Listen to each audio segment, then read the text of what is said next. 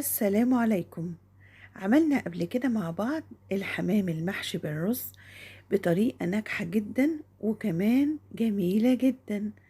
النهاردة بقى هنقدم لكم حمام بس بطريقة مختلفة، بيقولوا عليه حمام كداب، بطريقة أكتر من روعة ومش هتختلف كتير عن الحمام الحقيقي.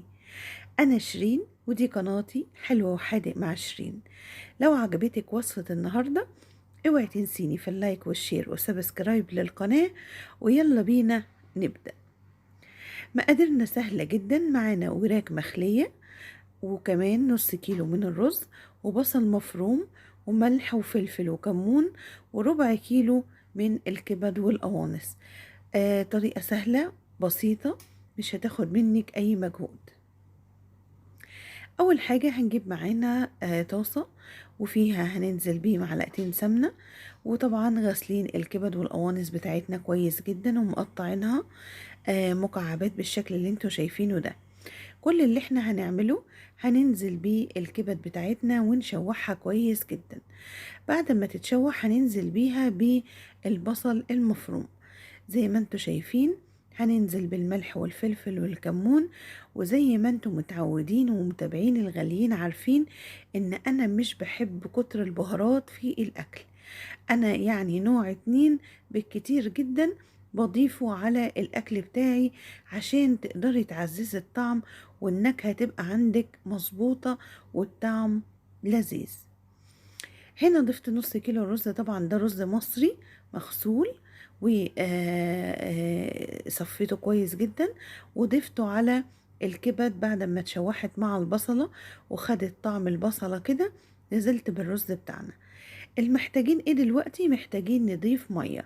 انا ضفت على 3 كوبايات رز اللي هو حوالي نص كيلو من الرز، ضفت عليهم كوباية ونص من المية. ليه؟ انا عايزة الرز بتاعي نص تسوية، مش عايزاه تسوية كاملة. ادي النص كوباية، يبقى انا كده ضفت كوباية ونص. هسيبه لما يتشرب معايا كويس جدا بالشكل اللي انتوا شايفينه. هنا الرز بتاعي اتشرب. طبعا زي ما احنا متفقين ان هو هيستوي نص تسوية وهيكمل السوا في الوراك ان شاء الله. شايفين الجمال مفلفل وجميل ازاي؟ هنبتدي بقى ننقل الرز بتاعنا كده.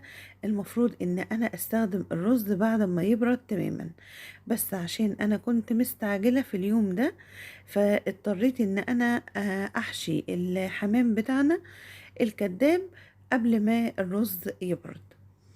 كل ما الرز يبرد معاكي كل ما تاخدي نتيجة كويسة جدا في تسوية الرز، سواء في أي طيور بتحشيها تاخدي نتيجة حلوة جدا والرز يبقى مفلفل وجميل كده في الحشوة.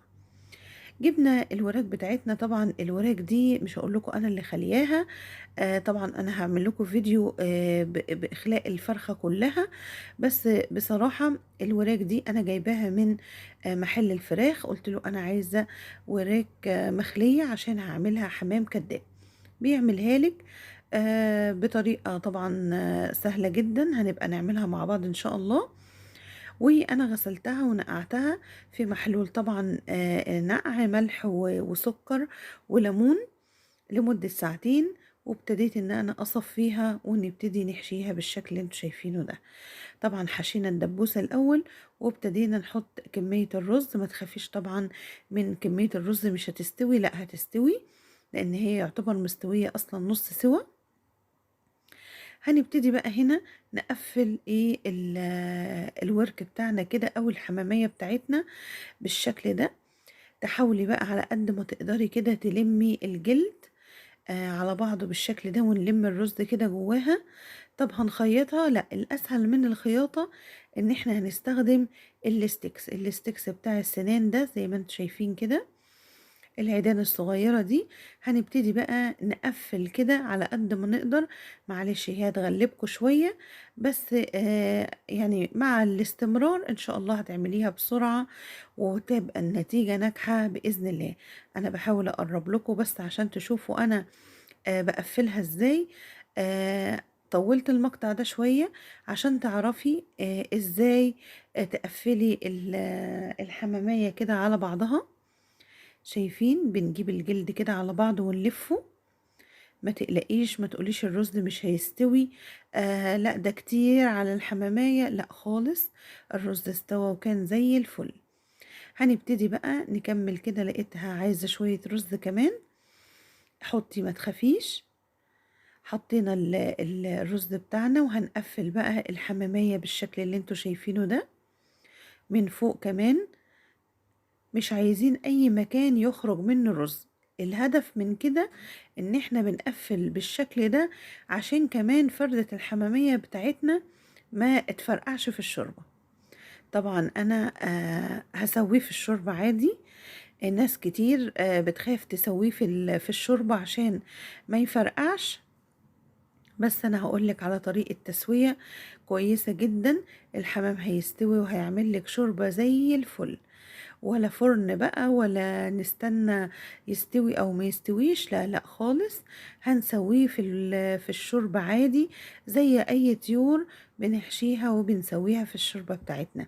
طبعا ناس بتستسهل كتير زي ما قلت لكم الفرن، عشان بيخافوا انها تفرقع في الشوربة يعني. قفلنا بقى الحمامية بالشكل ده زي ما انتوا شايفين. طبعا انا بقى هكمل الكمية كلها زي ما انتوا شايفين. كملنا الكمية بتاعتنا كلها، اللهم بارك، زي ما انتوا شايفين كده. وهنبتدي بقى نروح نسلقها مية مغلية. حطي بوكيه جرنيه فيها، ورق لوري، حبهان، وانزلي بالحمام بالشكل ده. واول ما يغلي وطي النار خالص لحد ما يعوم على وش الشوربة زي ما انتوا شايفين كده. اول ما يطير على وش الشوربة كده تعرف ان هو استوى. وحمرناه بقى في سمنة على زيت، وده كان شكله النهائي. اللهم بارك، حاجة كده كانت تحفة بجد. بقية الرز طبعا ما رميناهوش. اللي اتبقى مننا بعد الحشو احنا سويناه وعملنا له أرضية كده تحت الحمام الكداب بتاعنا. والله هو مش كداب ولا حاجة، هو زي العسل زي ما انتوا شايفين. حاجة كده تشرفك قدام ضيوفك. حاجة روعة بجد، وكان طعمه تحفة تحفة تحفة. ما شاء الله، ألف هنا على اللي داق الحمام الكداب ده. كنت مقدمة جنبه بقى في سفرتي صينية مكرونة بالبشاميل. طبعا هسيب لكم لينك المكرونة بالبشاميل في صندوق الوصف لو حابين تعملوها. وصفة سهلة جميلة، غدوة حلوة جدا. قدمت بقى ترش بلدي كده جنبها. بجد كانت وصفة جميلة جدا، وكمان غدوة حلوة قوي تنفعك كده زي ما قلت لكم لأي حد يجي لكم في أي وقت. لو عجبك الفيديو اوعي تنسيني في اللايك والشير وسبسكرايب للقناة، واستنيني في فيديو جديد إن شاء الله.